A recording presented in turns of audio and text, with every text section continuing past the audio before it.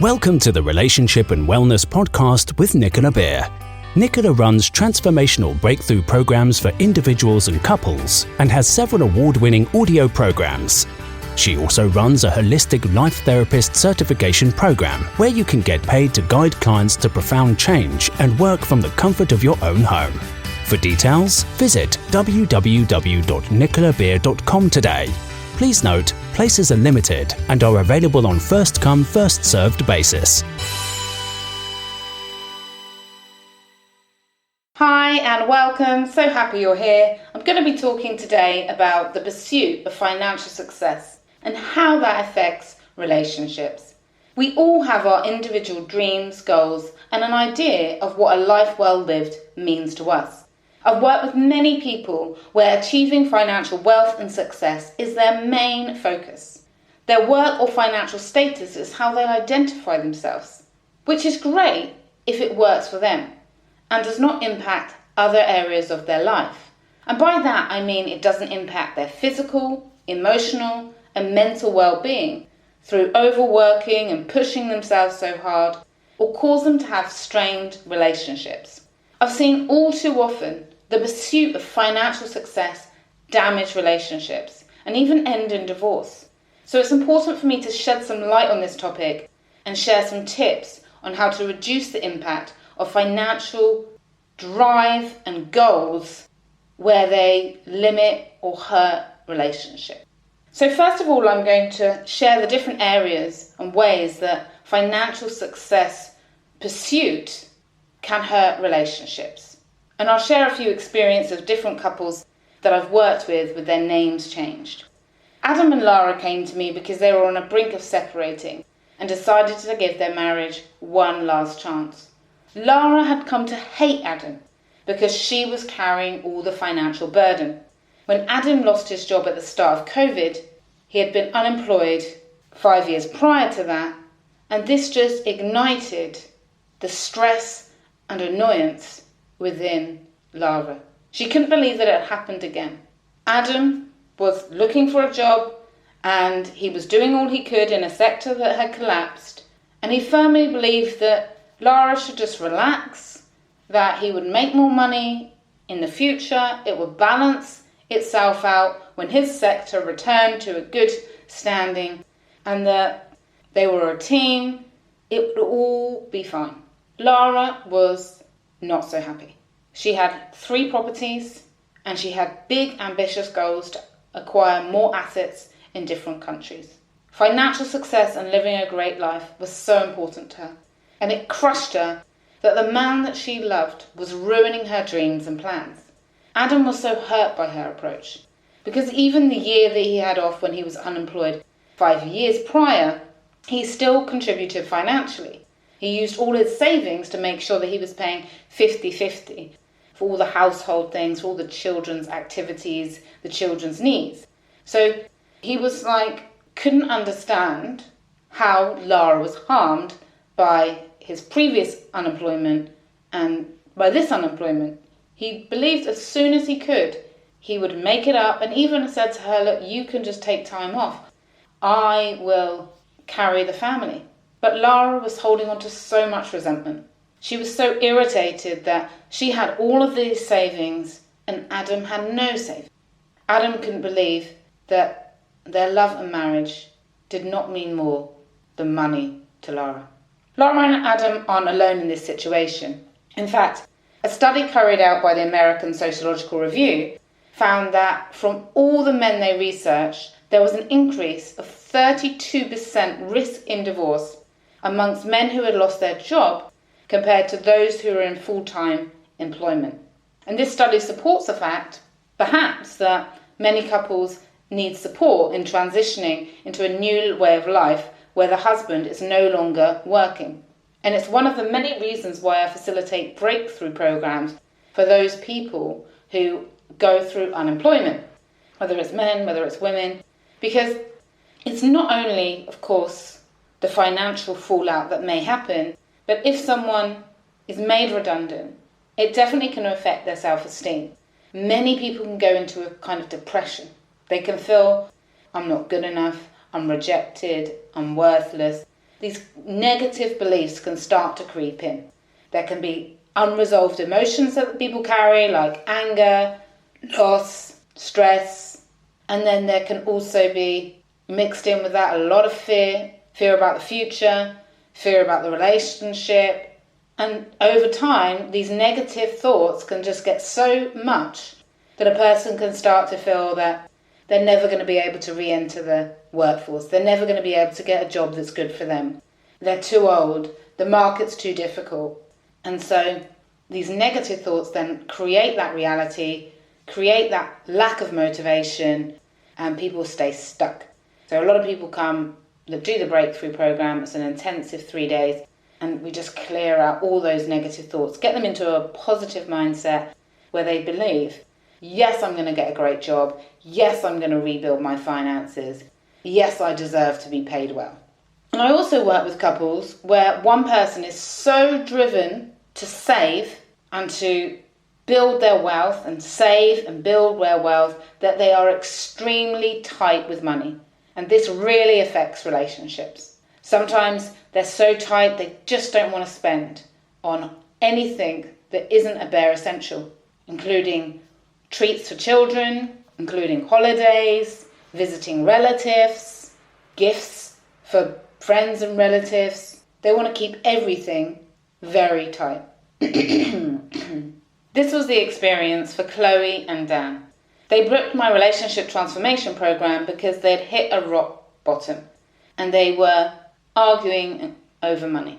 Chloe had become very tight.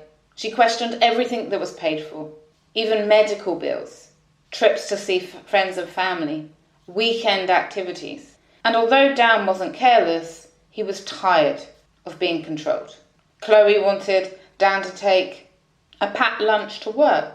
Dan wanted to have the freedom to choose what he wanted to eat each day and not have to take in a lunch with him. Dan felt controlled. If he wanted to buy a coffee on the weekend, let him go and buy a coffee. Chloe didn't understand this. We have coffee at home. She couldn't understand that he liked to drink sparkling water when water's free. Things like this started to become between them. Dan was annoyed that he didn't feel he was trusted with his own earnings, and he just felt that Chloe was stopping him and their daughter from living life. And it was pushing them further apart. And it was a major concern for Dan because Chloe kept asking for them to have another child. And he was just so scared. Well, if we're not getting along now, and if you're limiting our experience of life now, what on earth is it going to be like if we have another child? And this can happen a lot in relationships, actually, where couples argue over whether to add a second child or a third child or a fourth child into the relationship because of finances. One person saying, no way, absolutely not, we can't afford it. And the other person saying, we'll manage, it doesn't matter, our life is so much more important than being able to afford it, we'll find a way, and it can cause a lot of conflict. And I think I talked about a case in trauma of abortion where this was a huge fight between a couple that I supported and how I helped them get over that. So then there is a challenge with relationships where one person is very financially driven to the point where they are working around the clock. Workaholism. And being in a relationship with a workaholic is absolutely great if you are very independent, if you are also a workaholic, if you don't mind this and you support this in your partner. If your values are in conflict, if one of you has relationship values where you need to be present all the time, you need to have all these experiences, holidays, weekends, where you're fully present together, if you really need a lot of quality time in a relationship, if you really want your partner to share in all the experiences with you, you're going to be in conflict. Because one wants to work and build, and the other person wants to be with you, see you, have you there. And this I see time and time again. I worked with a couple, Amy and Bobby, and they booked a short break because Bobby was working too much and Amy was working too much. They both felt right, we're both working too much. And Amy would openly admit that she used to work a lot more than Bobby, and so they agreed that they were going to have this quality time, a special 4-day weekend together with no phones, no work whatsoever. And then just before the trip, Amy had a new contract come through. She needed to finish and send off a proposal. And she said to Bobby, look, I'm just going to do a few meetings when we're away. I just need to get this done. Bobby reluctantly agreed, and then it overtook their time together. And Amy felt really bad. She absolutely loved Bobby, but she couldn't get that balance right until we started working with her, and we realised that she was driven by fear. And that's like so important to understand, is that when people want financial success for the enjoyment, for the freedom, for the choices that it gives, it's great. When people are driven by fear and they feel that I can't feel safe, I feel insecure unless I have this, then often, in my experience working with so many people now, there's never enough. There's always more to be made.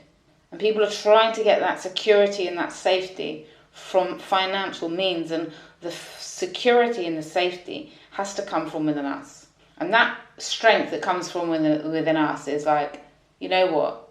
No matter what happens to me on the outside world, I am going to be okay. I'm going to look after myself. I'm going to be kind to myself.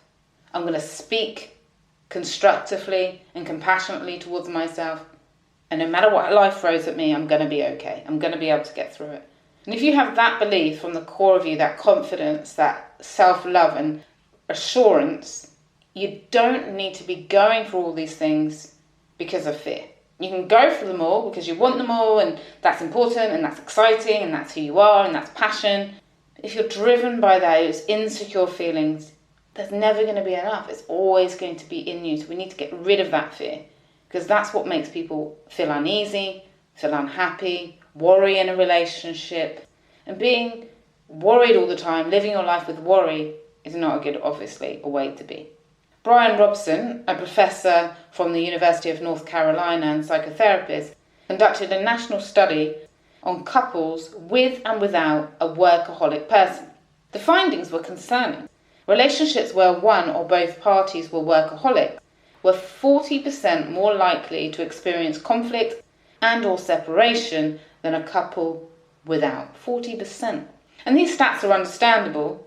I see this firsthand, the impact that workaholism has on couples, especially, as I mentioned, when they have different ideas and values of what is a good work-life balance. And as I mentioned, I'm not judging anybody in this. I probably work a little bit too much myself, I must admit that.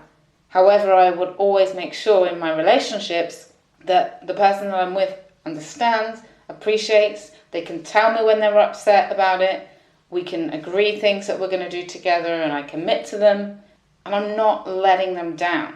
And that's really important. Discussing what is acceptable, what's not acceptable, right from the beginning. Outlining your expectations. You know, sometimes people will fall in love with someone who's very financially driven. They know that's who they are. They work that much. Their relationship has always been like that. And yet then when they get married, they expect them to change. Or when they have children, they expect them to change. And that person's like, well, I've always been like this. I've always given you this much time. Why now? And these things need to be discussed before getting married, before having children, choosing what is going to work best for you both. Because couples that are happiest, you support each other's individual dreams and goals, and then you have shared dreams and goals. And it's important to have both. If you both just are on your own path, then you could separate because you're not aligned. And if you're both focusing on the family goals and you're neglecting yourself, people can then later in life feel very upset and want to leave the relationship because they feel like, I don't know who I am anymore, I've lost myself. Everybody has different ideas on what success means. Some people's success is going to university. Other people's success is having a massive family. Other people's success is having your own company. Other people's success is having multiple homes in multiple countries. Another study that was really interesting related to this was a study carried out by the Journal of Social and Personal Relationships. And this was based on whether a person identified their self-worth with financial success. And those that identify and link their self-worth with financial success had far more conflicts in their romantic relationships because it affected their ability to connect with others, the study found. People who were driven by the financial success prioritized working over connecting with loved ones. And this affected how happy they are in their relationship and in their family relationships. So the question really to ask yourself right now is your relationship with financial success giving you peace? Are you having loving, healthy relationships? Is there conflict? Do you have a good work-life balance? Is your life varied and interesting? Are you one-dimensional, work, eat, sleep, repeat? Or do you have a lot going on in your life? Do you have a poor relationship with money? Is money not working for you? And you're the opposite, you're trying not to be financially successful because you've got some negative thoughts about that. These are all the different ways that I help people. It's really about realizing that money is just energy and you can create the right balance for yourself when you align it to what's most important to you in your values and get rid of any beliefs about money, about yourself, about relationships when it comes to this financial area. And this is what I teach in the Holistic Life Therapy training, how to uncover your own values, how to help other people understand their values. Because our values are so important, they're what drive our behavior, they are who we are, they help us to evaluate things after they've happened, whether we see that experience as good and bad, and they get us out of procrastination, they motivate us to do things. And we also explore how to change limiting beliefs in 3 different ways. Limiting beliefs are those things that I mentioned to you, those beliefs, those decisions that we can make about ourselves that then become our true reality. If you believe, I'm never going to be financially successful, my relationships are strained, people don't understand me, I'm not going to be able to get what I'm worth, I'm never appreciated or respected in relationships, I'm not good enough, I'm not attractive enough, whatever these limiting thoughts are, they need to be cleared because they're going to block success. And so in the training, which is starting next year, it's a 12-week program. Some people are doing the training because they just want to improve their own life, clear their own emotional, mental and physical blocks. Some people are joining the training because they want to help others. One lady wants to help women through miscarriage and baby loss. Another person is joining because they're going to run their own retreat centre. People are joining for different reasons, and if you're interested in that, you can watch my masterclass while it's still available. I'm going to put the link along with this show. It's an hour video on how to create change. And whether you decide you want to learn more about the Holistic Life Therapy training or not, it's a really great video to understand how we can create massive shifts in ourselves very quickly when we use and apply the 3 secrets that I talk about in the video. So now I'm going to share some tips with you to help you overcome financial conflict if this is happening in your relationship. First, I want to emphasize that it's so important to have compassion for each other. A lot of our money beliefs, our relationship to working comes from our childhood. Many people who grow up in poverty decide, I am no way going to go through that awful experience again. I'm going to do everything I can. I'm never going to be poor. Absolutely, that is never going to happen to me. And they put money very high up and work very high up and financial success very high up because they had the pain of not having enough. The pain often and the shame as a child of being the odd one out, of not being able to go on school trips or not having the school uniform match and things like that. And they're like, no way. Similarly, people can come from a very wealthy family where the emphasis was put on financial status, and they can also learn to be worthy of love, to make it in life. I've got to earn more than my parents. got to have a good empire myself. I need to have all these assets. And similarly, people in those two situations can go the opposite way. A person can grow up in poverty and say, this is me, this is how I live, this is my family. We don't aspire to much, we don't need to go for much, we're happy being poor. We don't need things. And sometimes I work with very wealthy people who struggle with money because they just believe that money caused evil, money caused arguments, money caused conflict. They don't want money, they hate money. So both sides can both hate money, and then that if you hate money, you're adding so much negative energy to money. And as I mentioned, like money is just energy. You're adding so much negative energy towards it, you're going to struggle with money.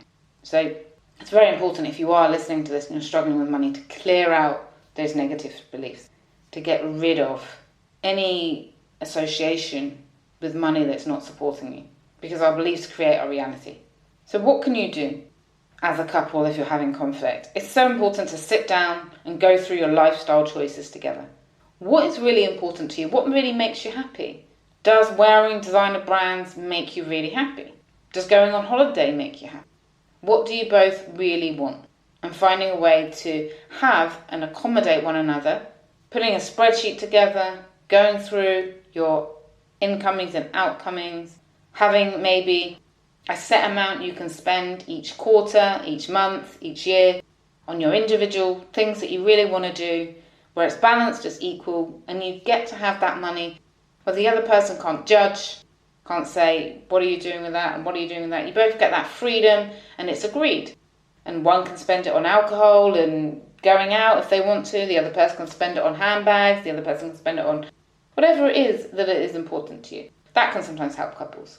Also really important to remember that salary differences shouldn't affect how you see one another. I often hear how a person feels degraded because the salary that they're bringing home. My salary is peanuts compared to that, or their salary is rubbish compared to mine. And, it's so important to not get into that mindset and not see each other like that. And then, of course, agreeing, if you're having a family, are you both going to be working full time? Is one person going to be staying at home? How does that impact the relationship? How long is that person not going to be working? And making sure that you both agree before having children, because otherwise it can cause a lot of conflict later on. And being transparent, having financial meetings regularly, maybe every 3 months, every 6 months, every month, it's up to you. Couples where I've helped them to create that habit, it's done wonders for their relationship. Hiding things, financial infidelity can cause so much damage. I've had it where people have racked up credit cards, where people have got really great bonuses, but they've hidden it from their partner because they want to treat themselves to different things, and it can just cause a huge conflict. So being open, being honest, and working together as a team. And also putting your goals together, your financial goals down on paper together. What are you working hard towards? What are your dreams? Is it to travel? Is it to have a certain retirement? Is it to gift your children with some things? What do you want for yourselves? The more you can align, the more you can work together, the closer your relationship is going to be. So knowing your reasons for financial success and being realistic is so important. And making sure that there is that balance. Now, I love the 5 regrets of the dying. And I'm just going to be sharing that with you because I think it really helps us to think about what is really important. So Bronnie Ware, a palliative care nurse, shared the top 5 regrets of people who were terminally ill. She served as a nurse and she interviewed them all and she asked them. And this is great to just check in with ourselves every so often, every year maybe, when we're setting our New Year goals. Or it doesn't have to be New Year, of course. I set goals all around the year, depending on what mood I'm in. So it doesn't have to be them, but just taking stock of what is really important to me. It's good to do that a few times a year. So the first one, regret, is I wish I had the courage to live a life true to myself and not the life others expected of me. Instead of making others happy, do what makes you happy, because you're going to be a much happier person doing that. A lot of people that do the breakthrough program with me, they don't know what makes them happy. They've lost themselves. And when you can shine rather than hide who you really are and what you really want to please others, you're going to attract to you so much joy, and the right people will come to you. The second regret of the dying is, I wish I hadn't worked so hard. When you're told you that you don't have long to live, I guess it's natural that this was the number 2. A lot of people there felt, I wish I didn't work so hard. I could have done loads of different things instead of focusing on work. They said, well, there's a whole life out there to be explored and enjoyed, and I was working too much. Do you think that you could be one of those people that may regret that?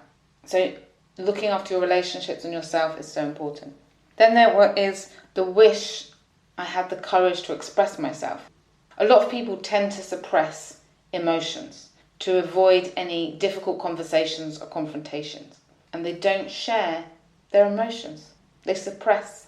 And when we store things in our body and we don't speak up, when we keep those emotions in us, and I talk in the holistic life therapy, how to release them, and the people that are taking the course will actually get into helping others in the course to release them, you can become free. It's so important to feel confident, to be able to express yourself and not keep the emotions in the body, because this is where we get ill, we get stomach aches, our immune system's low, we get other illnesses. 4 is, I wish I'd stayed in touch with my friends. It can be so easy to get caught up in life responsibilities that we can forget our friends. And that obviously has a negative impact on people's happiness. They wish they'd kept those friendships alive. And then the 5th is, I wish I let myself be happier, which is a really interesting one. And it's basically recognizing that people limit their own happiness sometimes. Maybe because of working too much. Maybe because they're too busy being busy.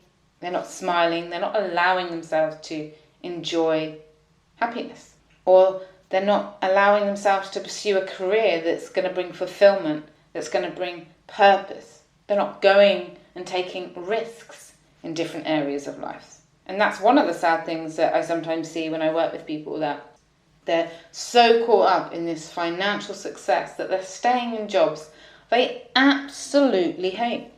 To the point where their husband or wife says, please leave. You're miserable every weekend. You're tired every day. We can take the financial hit. Just quit. And they're like, no, because I've got this bonus coming or this pension, and no, I couldn't take a salary cut. And they just stay in an unhappy environment and they complain. And nothing is going to drag your happiness down, your energy down, than complaining.